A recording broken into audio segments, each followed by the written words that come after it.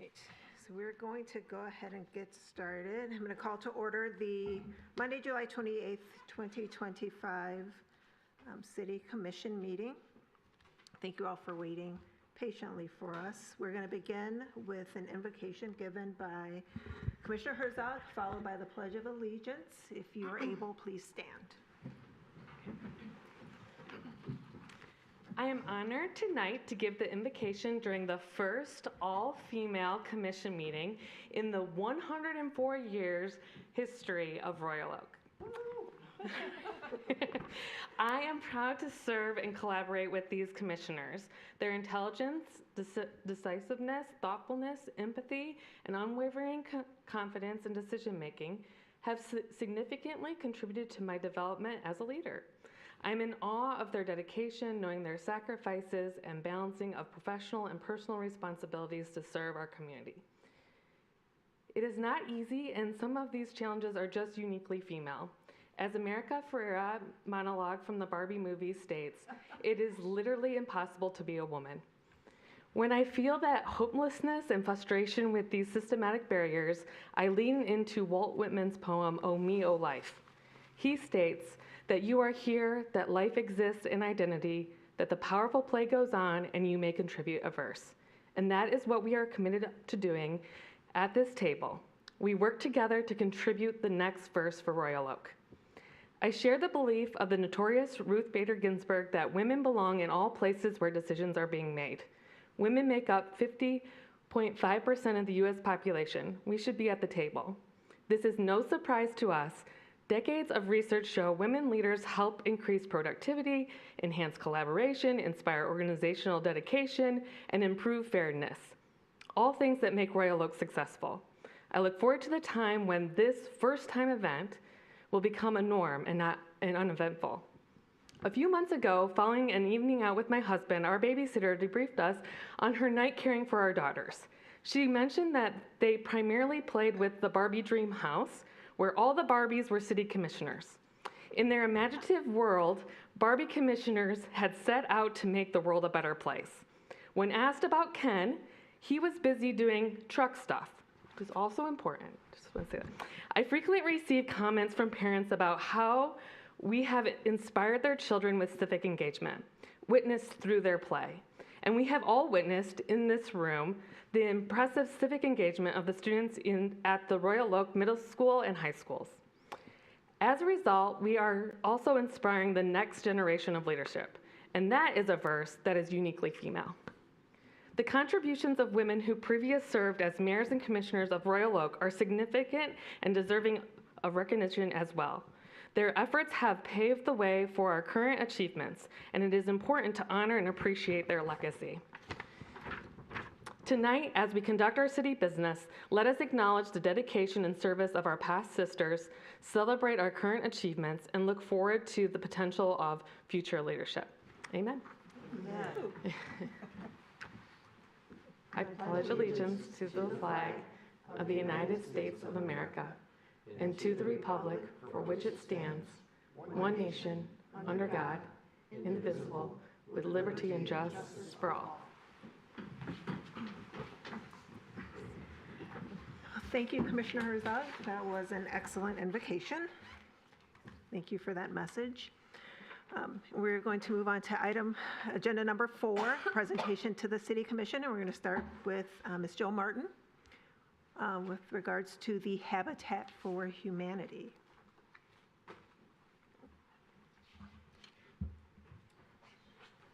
Good evening, Ms. Martin. I would like to introduce to you our friends and partners from Habitat for Humanity Oakland. This is Michelle. Hi. Oh, you're not coming out, Bridget? And Bridget. And I'm going to go over to your slide here. Okay. Thank you, Ms. Martin, and good evening, county commissioners. Is that an elevation or not? I'm not sure. City commissioners and members of staff and the like, and members of the community, of course. It's so good to be here in Royal Oak, where life is now playing. My name is Michelle Hodges. I have the honor of serving as the Executive Director and CEO of the Habitat for Humanity of Oakland County. I'm here with my colleague, Bridget McCarville, who's certainly an outstanding partner and someone who we wouldn't get the work done without people like her. But life is now playing here in Royal Oak, and it's also clear that this is home to all. And certainly that's a value that Habitat for Humanity shares as well. And you absolutely made us feel at home in our time here back a month or so, or 2 months ago, as we were helping homeowners improve their homes and hopefully staying in their homes. The mission for Habitat of Oakland County is to build homes, community, and hope. And we do that because we know that home ownership is the domino for prosperity, higher educational attainment, and certainly healthy outcomes. We also know that the longer that you're in your home, the longer your life is likely to be. And how do we do that? We focus all of our efforts on exactly that. And WROK the Block is a very important part of that. And on May 15th and 16th, or middle of May, we did exactly that. And I'd like to say it's something beautiful that we did. And those of you that were there that day, and I know there were at least 3 up there and a couple back there, you probably know the chant, right? Rock the block. Yes, you got it. So that's what we did. Next slide, please. So hopefully, I know you'll see a lot of familiar faces there. If you can look closely, you'll also see our Restore donation trucks. That's really important to our mission as well. And I just met Devin, your new coworker, who is charged with sustainability. And we said, wow, people can keep things from the landfill and donate them to Habitat, and we'll take them to the Restores and sell them and fuel the mission. So we wanted to make sure that that was pronounced and present on that day as well. But most importantly, we did do our Rock the Block, which is the cornerstone of our neighborhood revitalization efforts, at which time we bring together our municipality partners, in this case you, our corporate partners, and on that day we had Aptiv present. We also had Henkel, which we all learned about the companies that are supporting us, and I had no idea that they made Snuggle and Dial Soap and the like, so we all get to learn a bit about Henkel and hopefully also meet the needs of our corporate partners by promoting them. Sheetz was a supporter as well with their Schweetz, Stuff, and Schmacks. They certainly get life at play. And Henry Ford Health and PNC Bank, too. They are awesome partners who care about homes, community, and hope right along with us, as do our volunteers, and certainly your exceptional team. Yolanda, Jill, Mayor Fournier, our city manager, the assistant city manager, city commissioner Douglas, as well as city commissioner Cheese, and which, by the way, we've had a collaboration that's occurred subsequent to that. So that's the magic that happens at Rock the Block, as well as your various other departments working together to trim hedges, to get branches out of the way, to edge lawns, to mow, to remove trash, all in the spirit of rocking the block. Next slide, please. You'll see here what we accomplished all in one day. We were able to serve 20 households and also do a park cleanup, and we did that with our 7 partners and 77 volunteers, and all of that due to the partnership we have with you and the chore program and the like, at no cost to homeowners. And you can see, if you can look closely, that everybody was doing it with a sense of joy and a spirit, and these are not stock photos. This is exactly what happened that day. And we believe that as a result, communities are able to strengthen their tax base, to stabilize, to create resilience, to contribute to vibrancy and to community pride, to do the placemaking that we all know is so important, and to be an engaged and supportive community helping one another, an ecosystem or a family, so to speak. That's what we do when we rock the block. Next slide, please. You'll see here some of the responses that we got from the community as a result of that day. I'll share them with you. Rock the Block was absolutely phenomenal, an A++ experience from start to finish. This needs to be an annual event.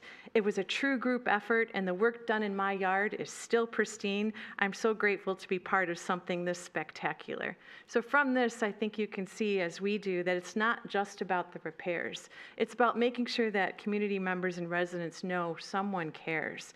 And it's not just a feel-good, but a strategic revitalization and resiliency effort that keeps homeownership and neighborhoods strong. Next slide, please. And all of that is done in the spirit of a beloved community, much in alignment with the vision that Dr. Martin Luther King had of these beautiful, vibrant, prosperous communities where all share in that prosperity, and it's done in a spirit of love. And we can see quite clearly in our work in Royal Oak, because beloved communities are not just places, they're the spirit that one might have, that Royal Oak has both. And that's powerful, and it makes it certainly a wonderful partnership because we're so in alignment. And I see too that as I was looking at your strategic plan, it does lead toward the effectuation of being that welcoming and engaged and livable community and that safe, healthy, and just community that you all have pursued. That's the spirit of Royal Oak, and that's the spirit of Habitat Oakland. And lastly, our last slide. Your team rocks, and it rocks the block. We can say that given our experience now, we can't wait to do it again and be a part of Life Now Playing, and we thank you for your trust and your partnership. Happy to answer any questions you might have or let you get on to business. Well, thank you for the presentation, and thank you and Habitat for Humanity for coming to our city, bringing this event to our community and allowing our staff and members of the commission and the electeds to be a part of that. Thank you, Mayor Pro Tem. It's our privilege. What I hear was a great event. So, It was. Does anyone have any questions? Commissioner Cheatham? Yeah, I just want to thank you and Habitat Oakland for coming into Royal Oak and working with our community members. I also want to give a shout out to our staff. I know that Jill Martin and Yolanda, whose last name changed recently, and Yolanda from the Senior Center have put a lot of time and energy into making this the first, but it sounds like not the last. I hope it's not the last event. And I know that Jill shared some stories of some of the homeowners who really, really were appreciative and really had such a valuable day and experience where they were provided some support and some assistance, but in a kind way, in a compassionate way, not in a patronizing way. And I think that's so important when we think about how we serve our community. And so I just really appreciate all the work that went into that and to the volunteers. So I just want to thank you for that. Well, it's truly a partnership, and we're so grateful to the individuals who let us into their lives and let us be part of them. So absolutely. Are there any other questions? All right, well, thank you so much. All right. Thank you all. Take care. We're moving on to 4B, City Manager Joe Gatchow's 10 from the Top presentation.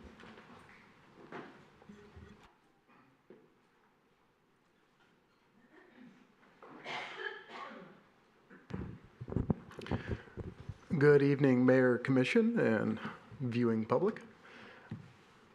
This is our second edition of 10 from the Top. This is an opportunity for me to give the Commission and the public just a couple of spotlight updates on either initiatives that are going on at the staffing levels or to uplift some of the wonderful things that are related to the agenda that are of interest to the public.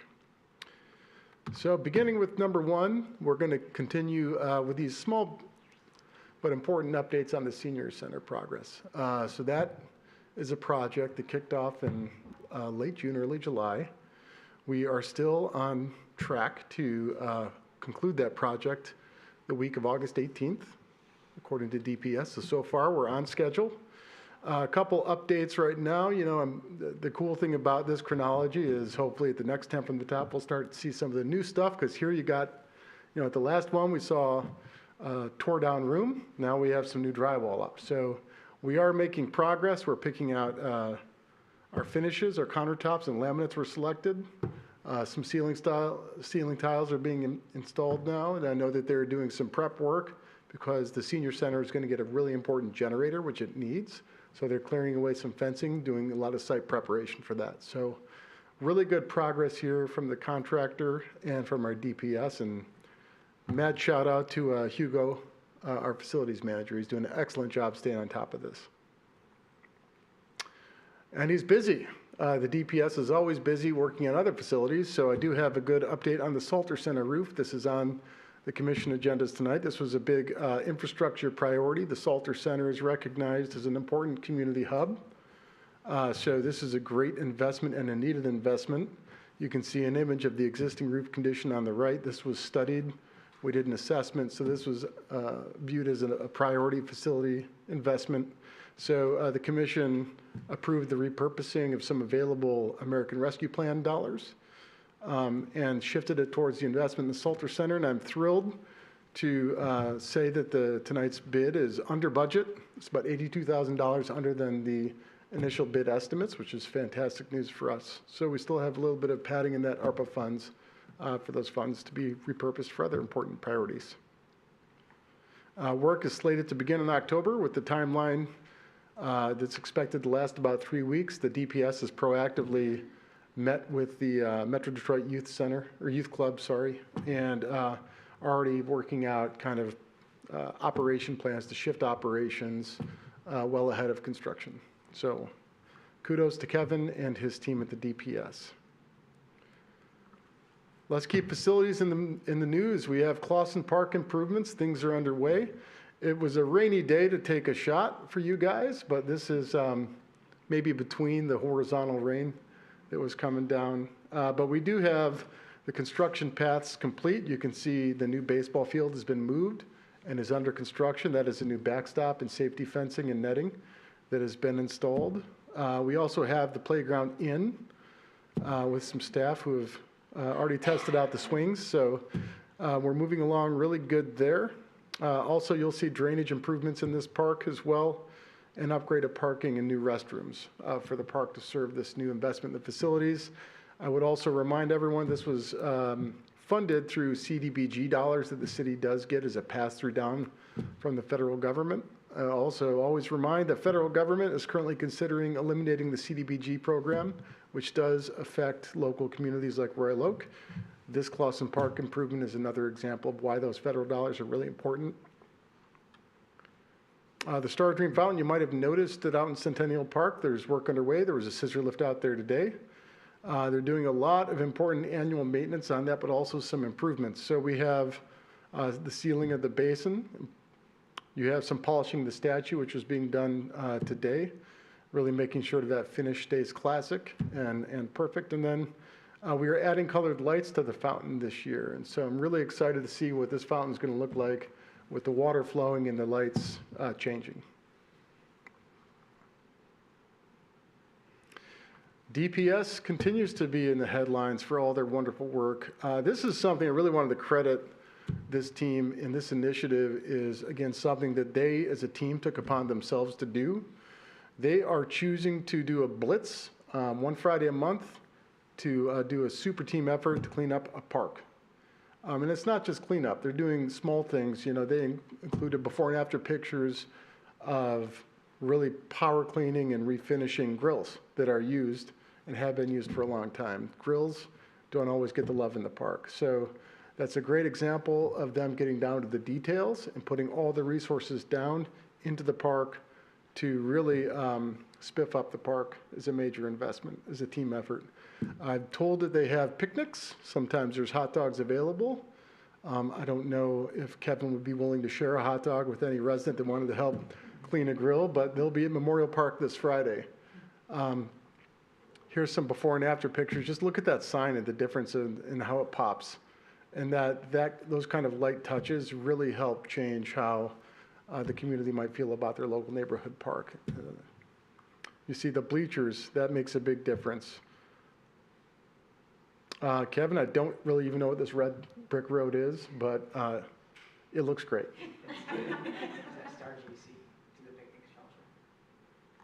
Whoops.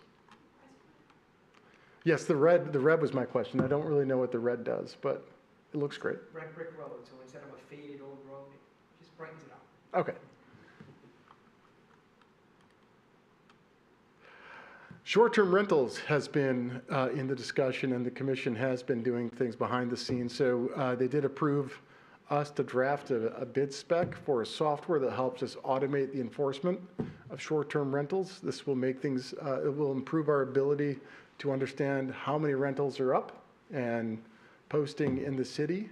And then it will be able to compare those rentals with a list of those that are licensed and not licensed. And if they're not licensed, the correct software will help us automatically notice those. So this will save a lot of time on staff hours and really help us have better visibility on the amount of short-term rentals. Also helping us to communicate to hosts who may not be aware of the city's ordinance or requirements of short-term rental operators of the requirements as part of that noticing process. So there's some examples of some of the scope of work that we're looking for. So we will be scheduling 3 demonstrations. The city received 4 bids. We're qualifying 3. And we'll be looking at those 3 in September. And I hope to have a recommendation to the commission sometime in October or November. Bill Freehand Night, I mentioned this at the last meeting. It was a tremendous success, so I want to credit Judy Davids again. This was a fantastic initiative. And I think probably the coolest thing for me, outside of the family being there, with the cutout of Bill Freehand, that must have been really cool for them. The secondary cool thing is Romy got to meet Paws. And I heard a rumor that Paws invited Romy out to Comerica Park for mascot birthday night. So that's pretty sweet. If that happens, said Romy is very lucky to be out on the field, whoever Romy is. That's pretty cool. So uplifting Royal Oak as a brand and as a mascot. That's pretty awesome. And a great night at the ballpark. I'm told was well attended. And it wasn't 98 degrees, so that was good. Finally, I'd like to introduce our new Sustainability Systems Manager, Devin Dodge Fry. And Devin, I would just like to invite you up to the podium to introduce yourself officially to our viewing audience, and maybe just tell us a little bit about yourself. Well, hello, good evening, Commission and public and my fellow coworkers. It's great to meet you all. My name is Devin Dodge Fry. I come from the Michigan Department of Great Lakes and Energy. I was previously in a sustainability program and the recycling program there as a statewide initiative focusing on Metro Detroit, actually. I decided to come to Royal Oak because I love this community. I love our vibrant downtown. I love our pact towards sustainability, and I'm very excited to get working on our SCAP and the master plan and working with every single department and all of you on different priorities that we all have to make sure that sustainability is integrated in everything that we do and not an afterthought. So thank you again. I'm very excited to be here. I know there's going to be some really great works ahead of us, and we're going to do them together. Thank you. Thank you, Devin. We are thrilled that you chose to be here with us and really excited to see what we accomplish together. Welcome. And that's 10 from the top.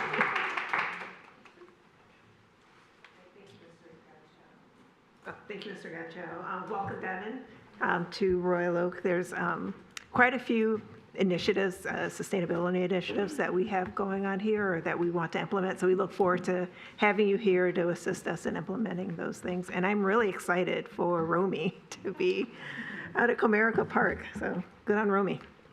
All right. Did anyone have any questions for Mr. Gatcho with regards to his presentation? All right.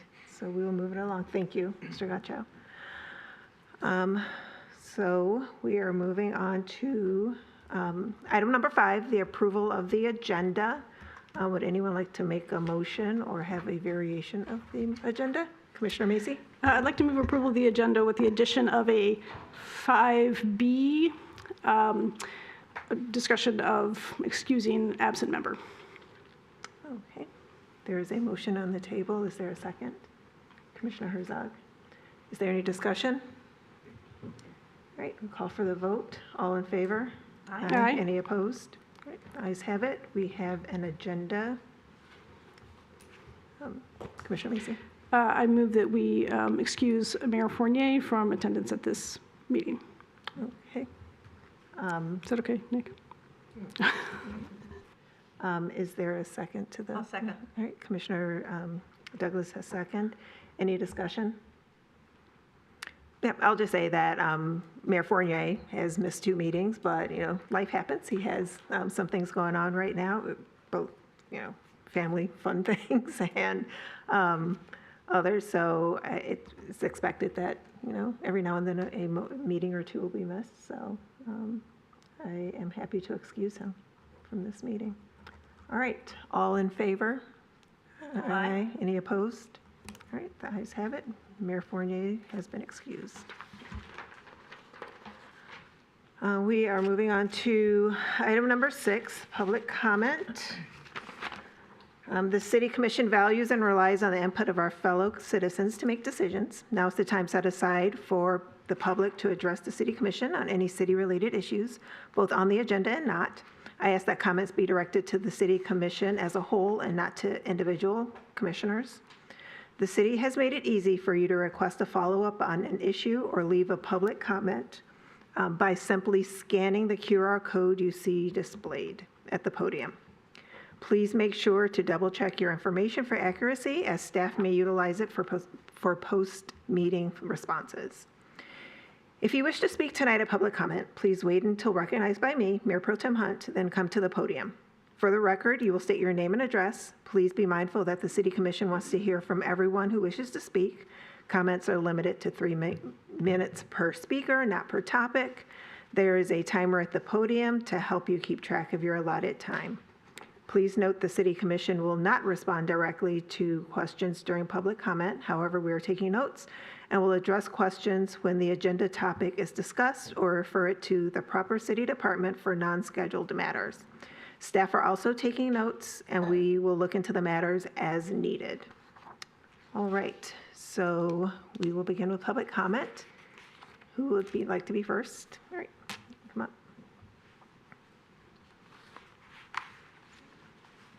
Hello, good evening. My name is Jill Leopold, and I live at 702 South Gainsborough Avenue. I'm walking distance from the downtown neighborhood. I have set a new health goal for myself, and I have been walking 3 miles a day for the last 3 weeks, and I'm doing quite well. So I come in and I do a lot of my laps through downtown Royal Oak. I pick up trash along the way. I do a lot of geranium maintenance over here at your memorial area. Just a tidbit to put it out there, I don't find anyone else that you have that's maintaining the other flowers in the area. I find that that area over there specifically is getting kind of neglected. Nobody is tipping the top of the geraniums. I go over there and I do a little patch every night myself. Takes me about 6 days to get through the little bit of patch until I get tired. I just want to put that out there. I don't know who's maintaining that area, but it would be nice if somebody could help me. So, and I don't know who maintains the area out there, but maybe that could be addressed.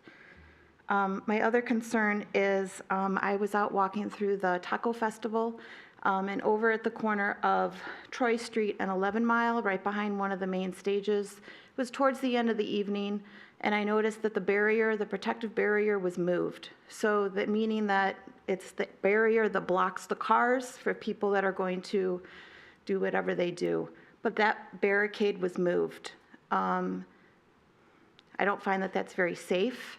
And I was told by one of the rental security people there that the people needed to have access to their cars and trucks to unload their gear, and that they were coming through that barricade behind the stage to do so.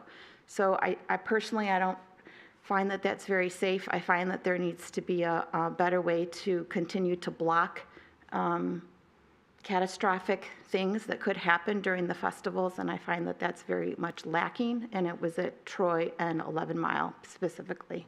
That was the one spot that I found on my path. The other concern that I had is during that time was there was a homeless man that was living out there on Main Street for 3 days. He was in his grocery cart, he was there, he smelled. Nobody could do anything about it. I reported it to the officers at the court, at the police station, and they're telling me that they can't really do anything because all they do is they move around from place to place. And I would really like to see Royal Oak do something about that. I don't think that's very becoming to our neighborhood. To me, it's kind of like going to Mexico and not having a really good experience, and it doesn't really make me want to come back to my town. It makes me want to go someplace else to spend my evenings. Thank you. All right, thank you. Who's next? Right in the back.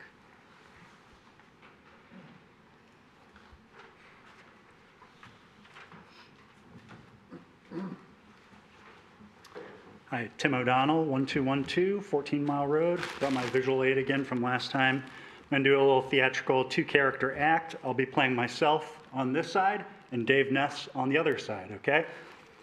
Hi, Dave. This is Tim, calling about the citation I received. Hi, Mr. O'Donnell. First off, I wanted to say I'm sorry for how our last interaction went. I know that was stressful and we want to do better. Yes, we had to send the citation because of the height of the grass, so the grass will need to be cut. And I noted the noxious weeds because myself and others at the city are aware the seed mix used during the city construction was well below expectations. So I'm bringing my photos of the noxious weeds to the city manager and letting him know these residents did not plant these weeds, should not pay for their removal because as a result of the city construction. Thanks for that apology, Dave, and for being proactive about those weeds. On 14 Mile, we all noticed other parts of the city where the commission lives, they get sod after construction, and it even gets watered afterwards by the city. Yes, that is correct, and we are in the midst of making sure that different neighborhoods don't get treated differently. You all should get the same sod the commissioners' neighborhoods get, and I can't promise a timeline, but I think this fall is realistic for it being corrected. Okay, so I don't need to go mechanically remove all the weeds. No, you do not. I just needed to cite it as a matter of record so the city can correct it. All right, well, I'm going to go mow the grass. Thanks so much, Dave. No problem. Have a good day. This is the result of the seed that the city planted on 14 Mile Road. Is this what you want your city to look like? That was a phone conversation that can never happen because Dave Ness is incapable of it, because of the training he received from Jason Craig to assume all residents are the enemy. It also can't happen because, as Paul Brake said to me, Dave Ness witnessed his boss, Jason Craig, conspire with Jim Geierman to try and cause damage to my family. Because of Dave witnessing that and his conditioning to believe residents are the enemy, his brain can no longer take the mental paths necessary to communicate in reality with the residents of the city. I have to go into a meeting with Jason Craig on Wednesday. What are the chances you think that he goes into that meeting treating me as the enemy? Do you still wonder where the animosity originated that this commission cites in citywide emails? Do you have the courage to send out citywide emails about intimidation you know city employees have committed?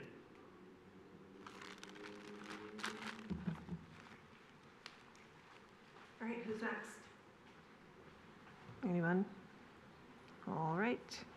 We will bring the meeting back to this side of the table, and we are moving on to agenda item number 7, consent agenda. Would anyone like to pull anything off of the consent agenda? Commissioner Herzog? I would like to pull item H. Right. Commissioner Herzog is pulling item H. Commissioner Douglas?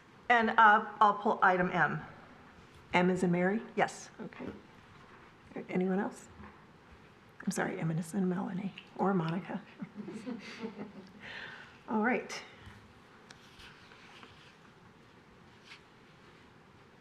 So is there a motion?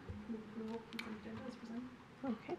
We have Commissioner Macy made a motion to approve the agenda minus H and M. Is there a second? Commissioner Cheatham. Is there any discussion? All right, all in favor? Aye. Any opposed? All right. Moving on to Commissioner Herzog. Great. So last Wednesday, Mr. Yee came to the Environmental Advisory Board to discuss the approval of the agreement with, how do you pronounce that? Organics for fats, oils, and grease elimination program. And it was a great discussion, so I thought it'd be worth hearing a little bit more about that. So how about I give the floor to you? Great. Thank you. So when I first came to Royal Oak, I noticed that we were paying between $8,500 and $9,000 a month for tablets to treat the sewers. And I was questioning what this was for. And I learned that because of fog, which are fats, oils, and greases, we have to put tablets in our sewer system, in particular in restaurant-heavy areas, to break down the fog, or else it would block up the sewer system. And prior to using those tablets, it was a regular occurrence that we would have backups.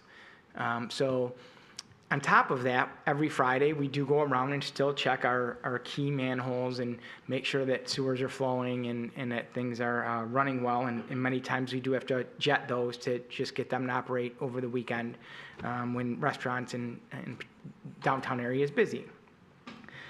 I thought this is kind of a absurd way or backwards way to do this, that we're treating this when I think we need to get to the source of the problem. So I did a bunch of different research, and I was trying to figure out what other communities do, and I learned these fog elimination programs are really the key is stopping the source of the fog. So through this, we met with Eganics, who this is what their primary function is getting rid of fog and treating fog. And they, in several communities, have this program where they set up an ordinance for us to better enforce any type of violations. But then they go and educate the businesses. There's 106 restaurants, schools, churches, other areas that prepare food mostly, that they're going to visit, educate them on what fog is, what they need to do to prevent it, do some testing on all these sites of their sewer leads and sewer systems from that facility, and see what they're contributing to the fog in the system. What we want to do is teach them how to eliminate putting it in the system so we don't have these problems, and we can get rid of the tablets, get rid of that expense, and I think long term it's better for everything. It's better for the sewer system, it's better for backups, it's the tablets that you put in, they actually break down their a natural biological type of element, but it breaks down fog into basically a solution and releases, I think it's CO2, so it does provide a slight amount of pollution as well.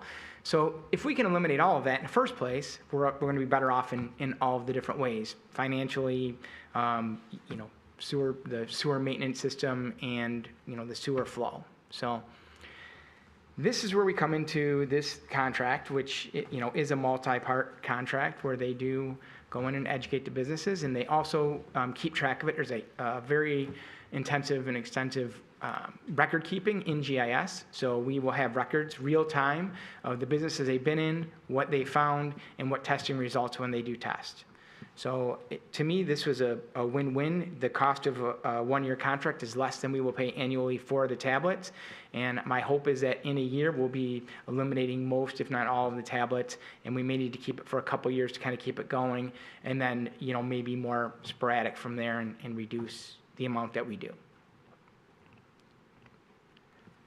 So I hope that's what you were looking for. All right, Commissioner Herzog. So I think this is a great program that emphasizes education and source reduction and consistent, and has enforcement a part of the program. How will you enforce, and is there an ordinance, or do we need to create an ordinance, or is there an ordinance change that needs to happen? Yes, they will review and give us a suggested ordinance so that we can, start with the education process, try to teach first, and then once we do the testing, if it's still a problem, again, still try to teach. We definitely don't want to do this through enforcement, but we do want to have the ability to enforce if we're not getting compliance.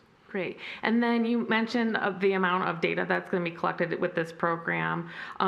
Will you be able to update the Environmental Advisory Board and the Commission after a year to see if we're making progress in that education piece? Yes, absolutely. We will have a report at the end of the year to show where we're at, what progress we made. Again, we'll have testing data, and we'll be able to know, where we're at both through the testing data and then through also our work, and know that, we are not having backups. When we go out there on Fridays, when we go and check them, we're not having these issues. We can start eliminating tablets. So I'm hoping that this will go a long way all around in bettering the system and our expense. Great, thank you. Commissioner Macy. This is great. I have some questions. I learned the term fog when I got on the commission, and we had this money set aside for fog, and I'm like, what is this? Fog elimination. I thought it was like some weather control. So other cities who are using Eganics or something like it, do they, no tablets? Does it, they don't have to do any kind of treatment? It just is all proactive on the front end, preventing that coming into the system? Well, my understanding is the communities that they have done it in, they have been able to reduce the tablets. I'm not sure that they've completely eliminated them in all their areas, but I know that they've reduced, and they've definitely reduced the amount of fog in the system. Okay. And so the enforcement part is really interesting to me. So you can, or they can, if they put, I'm not sure, but they can figure out where it's coming from? Like which restaurant is the problem if it's still happening? So the testing would come from cleanouts outside of the facility. So they would take samples of the waste coming from the facility, and they'll be able to tell. It's a snapshot in time, but they will test at different intervals and different times and see if they're getting the fog coming from that business through their cleanout. How expensive is this for businesses to start caring about this when so far they've apparently been not? It really is a housekeeping issue that they are responsible for. So it shouldn't provide anything extra than them making sure that they're doing things right. They're using, as part of the code, they should have grease traps. They should have these things in place. They just may not be using them or cleaning them, or again, they just may not know what they're supposed to be doing. So the education is a key part of it, to teach them how to use what they should have built into the business. Okay. And then, do they test at all, or is there a problem coming from the residents in the area? Like, I'm not going to say that my teenage daughters never throw anything down the drain, but I mean, I just wonder is it all the restaurants and that's the area where there's problem, or is it something you would address with? So there is, I understand, an educational program put out by CMCOG for residents, and we're definitely going to look into promoting that. But just the pure volume of wastewater coming from the businesses is going to far exceed what the residents are using and putting down. That's not to be said that residents wouldn't contribute, but the vast majority of the issue will be caused from the businesses that are constantly serving food and washing dishes and doing that Okay. type of activity. Okay, that's helpful. Did I understand you to say that there is already a program in place to educate residents, or you're saying that's part of the organics? It's not part of the organics. It's something I actually learned at the EAB meeting, that CMCOG does have a program. Yeah, I can answer tell me. that. So CMCOG has a One Water campaign, and their mission is to show the interrelationship of the water system and our role in stewardship. And so they want to teach residents about all different matters as far as our water is concerned. One of them is the fats, oils, and greases. So they give us these tip cards, and the EAV usually passes those out at different events. This one is talking about what is fats, oils, and greases, and then how to properly dispose of them, fog, in your own home. What Kevin's talking about is, or Mr. Yee is talking about, is just the residents in the downtown area. This would be specific for education of residents, and that is just like putting the fog in a disposable, can, or wiping down your plates before you wash them, or just scraping off all the food that you can into the trash can, or compost. Devin will probably help us with the composting. So it'll be a big effort community-wide to educate on this issue.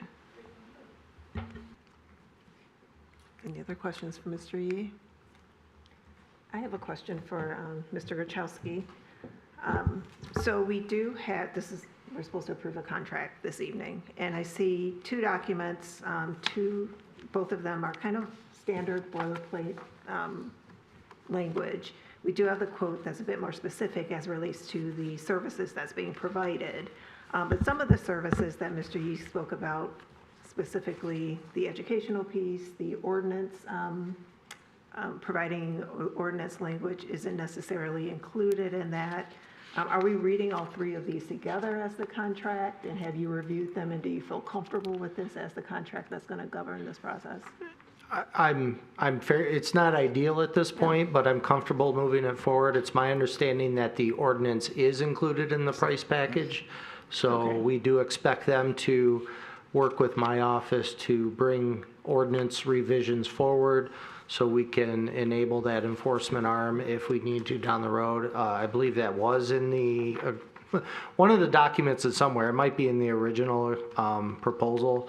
They did sign our standard terms that give us, that give me the comfortability moving forward with this agreement. I will say it is a front-loaded agreement, meaning that most of their work is done well at the front end. They're building the reporting system, the data, and they've amortized that over the year.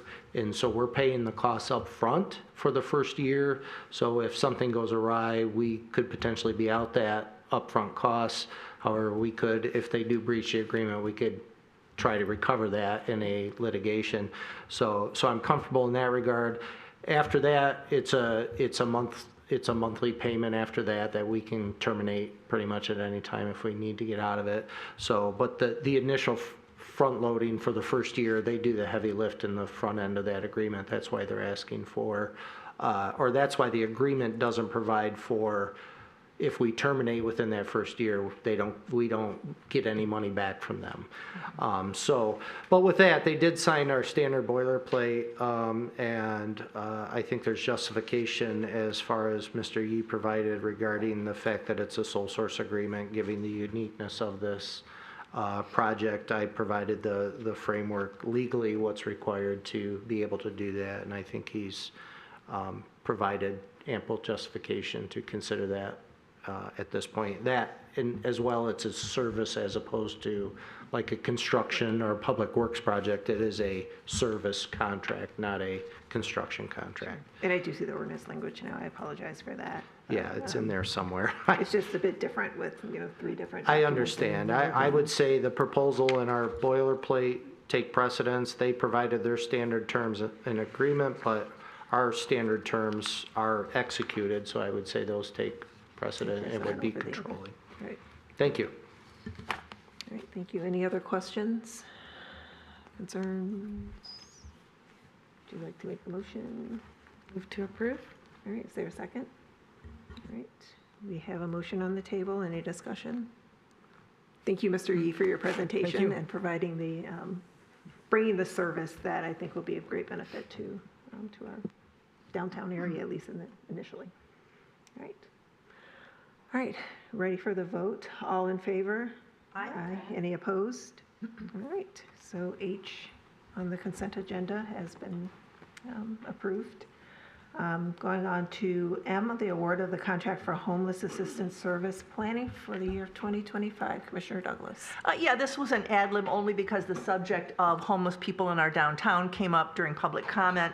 And I wanted to refer to the fact that we are here approving a $45,000 grant to the South Oakland Shelter Program that will provide their homeless clients with mental and physical health screening and treatment, substance abuse treatments, food, clothing, transportation services, and so forth, so that perhaps they can find housing and live independently. This grant is funded by Community Development Block Grant funds. This is federal dollars, which we heard referred to previously in the evening by the city manager in the improvements that we're seeing to Clawson Park. CDGB funds have been a boon to our city over many years. They are targeted to either the needs of people, or the needs of to people in need, or to geographic areas of the city, which would be the less economically advantageous areas of our city. Lawson Park in the south end is a great example of really spectacular use of CDBG funds. The block grant funds also pays for housing repairs, low-income people's housing repairs over a program where they may pay it back, or it may at some point be forgiven.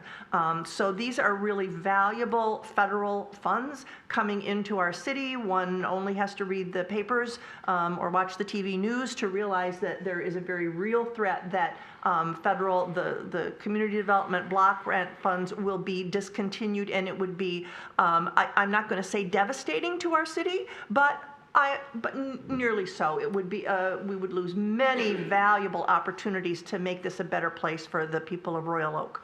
And so I'm keeping my fingers crossed that we will, that those funds will remain. We're not the only city, certainly in the nation, that benefits greatly from CDBG funds. So just with that quick summary, I'll move approval of the resolution. All right, there's a motion on the table. Second by Commissioner Herzog. Any discussion? Thank you. Just a really quick question, or quick correction to the report that was done by staff in the second paragraph. It says the funding of $45,000 will be provided to LADA. That is a typo. It is to the South Oakland Citizens for the Homeless, and the agreement itself is absolutely correct. It's not LADA. So I just, for anybody watching or interested, that was a typo. It's the agreement is with the the South Oakland Citizens for the Homeless. And the primary objective, along with all the terrific things that were mentioned earlier, is to support the immediate temporary shelter needs of those experiencing homelessness. So, thank you. So given that the agreement is accurate with the South Oakland Citizens, I'm sorry, for the homeless. Correct. There's no need to amend the motion. No, and actually, the resolution is correct too. It just was the staff report in the body that there was a typo. So the resolution and contract are correct. All right, any further discussion? All right, ready for the motion? All in favor? Aye. Any opposed? All right, the ayes have it.